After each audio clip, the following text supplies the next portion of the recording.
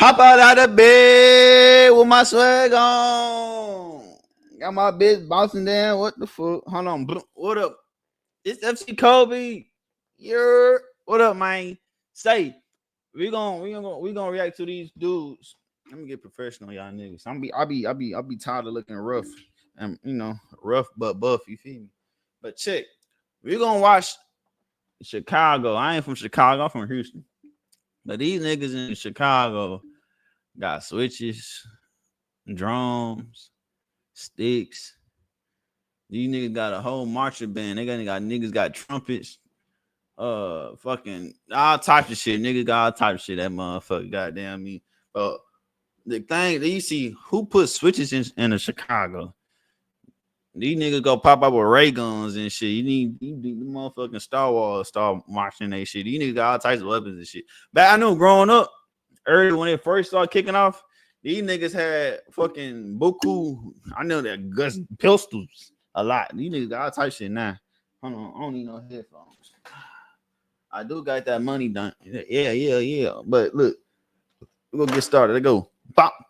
When I first figured out that kids in Chicago had somehow got their hands on a device that turns a Glock into a semi-automatic weapon, I thought, damn, these kids advanced. Back in my day, people were stealing revolvers from their granddaddy house or just paying the guy in Indiana for something and then scratching the serial number off. They must have just 3D printed this, I thought, because correct me if I'm wrong. I ain't no hood nigga.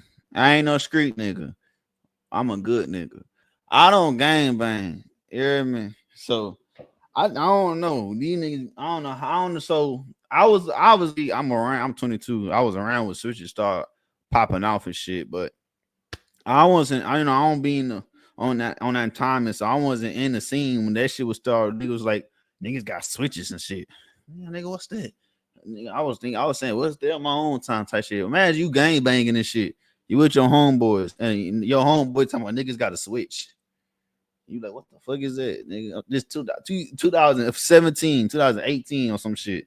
No. Niggas had switches. When they start using switches? 2020? 2021?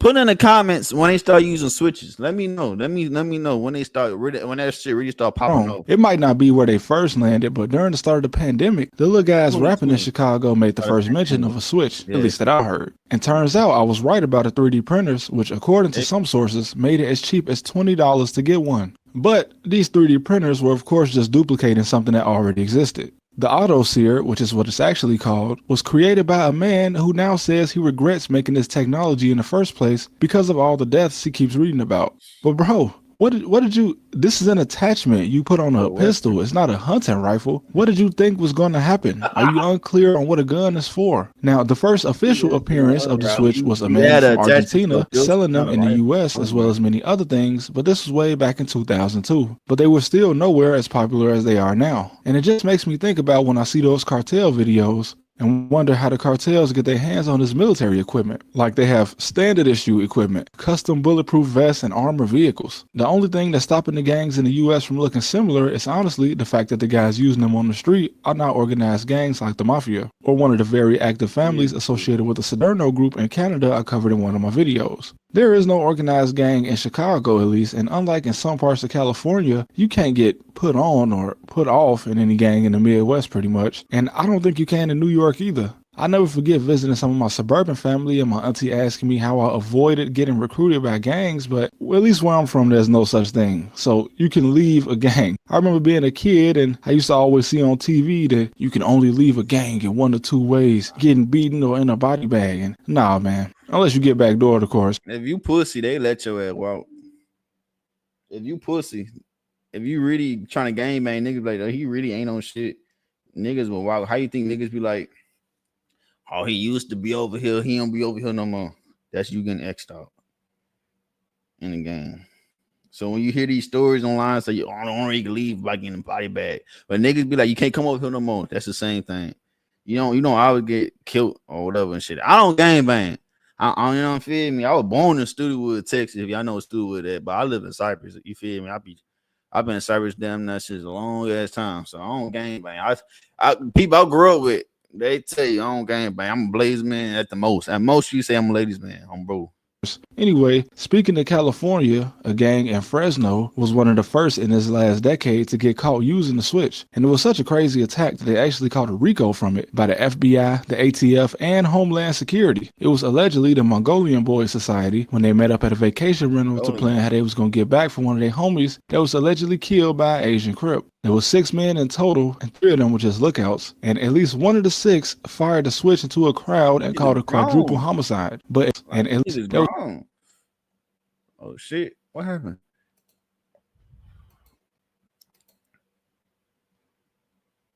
I didn't fuck the. Hold on.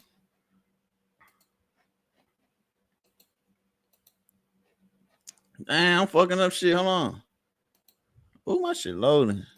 When I first figured out that kids in Chicago had somehow got their hands on a device that turns a Glock into a semi-automatic weapon, I thought, damn, these kids advanced. Back in my day, people were stealing revolvers from their granddaddy house.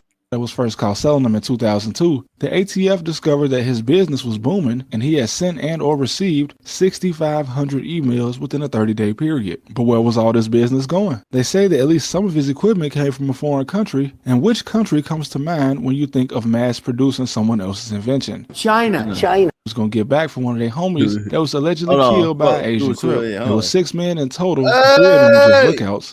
Hold on, folks. Look at these niggas. These niggas grown. They got one youngin. These niggas grown in the bitch. I'm thinking these niggas are damn. If you 25 and over, you grown. Like you grown. If you 24 and younger, you a youngin. I'm 22. But that's what I go by. If you 25 and older, you fully grown. You was fully an adult, fully everything, brain fully developed, you fully grown. When you 24 and younger, that's when you consider young to me personally. But these niggas and at least one of the 6 fired the switch into a crowd and called a quadruple homicide. But it doesn't look like the FBI knows where they got this device. Now, going back to the guy that was first caught selling them in 2002, the ATF discovered that his business was booming and he had sent and or received 6,500 emails within a 30-day period. But where was all this business going? They say that at least some of his equipment came from a foreign country. And which country comes to mind when you think of mass producing someone else's invention? China. In 2019, the ATF found thousands of them that were illegally imported from China. But who in China is mass producing this? And who sent it overseas? And why? They seem to hit every major city at the exact same time. The only city that I noticed to kind of curb how many arrived on the streets is New York. First, it was just in the underground black market, but not just anyone having the ability to. If your ass gang bang, you honestly need to see, you watch this video. Cause nigga, this is very interesting though. Sell them. A man in Chicago was found in 2020 to have been selling switches, and during a meeting with an undercover ATF agent posing as a buyer, he told the agent that if he wanted to buy, he should buy quickly because they're gonna get bought up by the people who want to shoot some people, referring to gang members that wanted to use them on their enemies. And of course, Chicago being Chicago, they let this man out on bond, and he continued to traffic these switches before fleeing to Georgia, likely supplying people in that state as well, before finally getting rearrested 2 years later and sentenced. Around the same time, a licensed gun dealer in Miami was caught selling them under the table, and a man in Topeka, Kansas got indicted for importing them at a price of $19 a piece. But just like in the cases with the man from Chicago and the one in Miami, there was no mention of who the supplier was. And that's when the 3D printers came into play and pretty much made it impossible to find the original source. I'm touching my lips on God. Look, how much the motherfucking switches go for? How much you buy on the switch for? Y'all watching this right now. How much did you purchase a switch for? That's the police ass question. Because you can't buy them bitches legally. You can search them up legally and actually, let me look. Because you can't literally have these hoes legally. The only lead we really have before the printers was China. But it's not like there are some freedom of information requests we can get from the Chinese government, so we have to do our own homework on this one. Now, reportedly, they were found on sites like AliExpress, Wish, and even Amazon under fake names, of which I will be showing none of you, so that I in no way promote anybody looking for these things. Please, for the love of God, don't. So we have legitimate and illegitimate businessmen getting their hands on these products and selling them until they end up on the streets in the hand of teenagers. From 2019 to 2023, 11,088 of them them were recovered by the ATF, with nearly 6,000 Man, being recovered in 2023 alone. And here is a list of cities where most of them were found, although these are not including the places where the sellers were found, as it doesn't include Miami, Kansas, or the other man that was found in West Virginia to be 3D printing them. Now, I don't always like to get into conspiracy theories, and I definitely don't want to get on the bad side of any foreign country, but all signs seem to point to China. In Chicago, I grew up hearing the old heads say that the government dropped off crates full of weapons in the hood and even had contacts in the hood that distribute them to everybody. And I must admit that with how armed some of the kids are today, it's hard for me to believe that it's all just coming from some guys in Indiana. Although Indiana being the closest open carry state to Chicago, this has been the source of at least some of them, but nah. When I was a teenager like 10 years ago, it was extremely easy to get anything, like ammunition on GTA. And the way it looks today, it's only gotten easier. The 3D printers did not help though. Why was this ever a thing that could be sold to the public? When I was in college, I once listened to some kid out in the country tell me how he would create a booby trap for a home invader just out of things he had lying around his house. This man should never be able to legally purchase a 3D printer. But I'm not here to debate whether the Chinese government is responsible for this. I want to know how these things got in Chicago, because likely that'll be the same answer as how they got into every other city as well. Now, the man from 2002 has to be the best lead, and he was never actually arrested by federal authorities in the U.S. I know basically, an informant told the ATF that this guy was selling these things on the internet to people in the United States all the way back in 2002.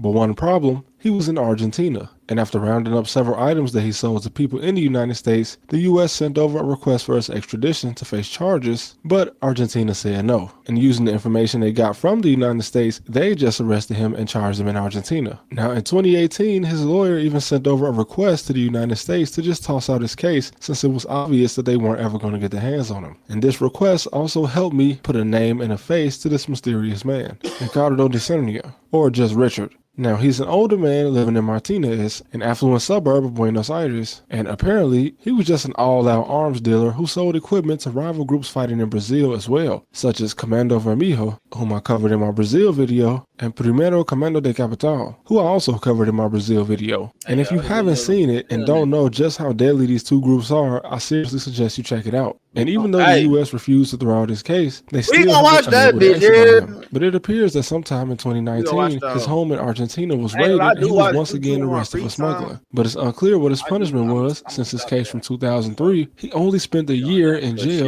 and he was never actually even prosecuted. And that's because it was proven that the Argentine court that charged him had not complied with the criminal code of procedure. But as of right before the pandemic, he was charged in Argentina with trafficking 2,743 weapons. Now the ATF learned about him less than 10 years after the creator of the Switch had it patented. And it's possible that Ricardo or some associate of his stole the design or just had their own design to begin with. But that still doesn't explain how it got to China. But China being the birthplace of gunpowder, they could have just had their own design as well. And both of these scenarios could have easily culminated in the device being found in the streets of Chicago. Because once something like this makes its way into the United States, and especially after it's mass produced, it just becomes another product to be used by the public, albeit illegally. And I doubt if the guy in Chicago that was arrested even knew the original source, because by 2019, it was already available for sale online. And just because a man in the US had the design patented, that doesn't mean that he was the first to come up with it. Likely, this was just something that was bound to spread once it was created. Just as humanity has come a long way from the musket and the blunderbuss, the march toward destruction is ongoing. But at least it's not as bad as it was when I was a kid. Back in those days, getting caught with a gun in Chicago meant that you would do like 60 days and be back on the streets. Now, at least half of the time, I guess, when you get caught with a switch, you don't have to worry about your local police because the alphabet boys are picking up all of these cases. But there's no real need for something so destructive to be on the streets in the first place. And it just reminds me of a rapper. He might have been promoting the violence, but when Young Pappy said 2-3 shots he hit the ground don't need a lot of rounds, it at least made more sense than what's going on today.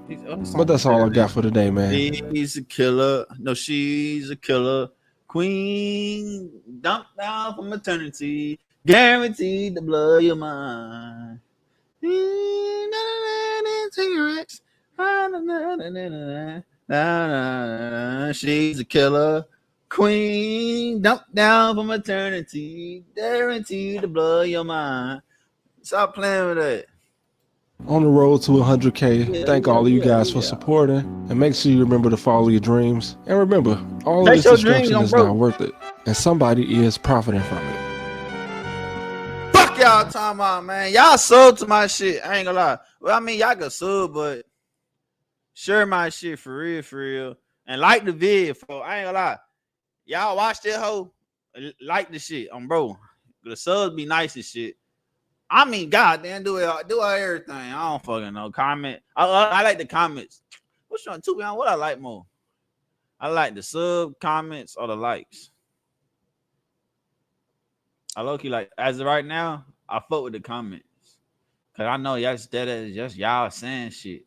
So leave a comment. Hopefully, just leave a comment that say Kobe or put a 2. I'm always say I'm just trying to start all my videos and end all my videos with, hey, leave a comment because I for sure want to comment. I'm respond to y'all shit. We talk. But yeah, this show, but Big Jacoby, the greatest man ever walk on the planet, bitch. Yeah. Fuck you time out, man. I'm out this bitch. I'm gonna post another video. Post another video. Post another.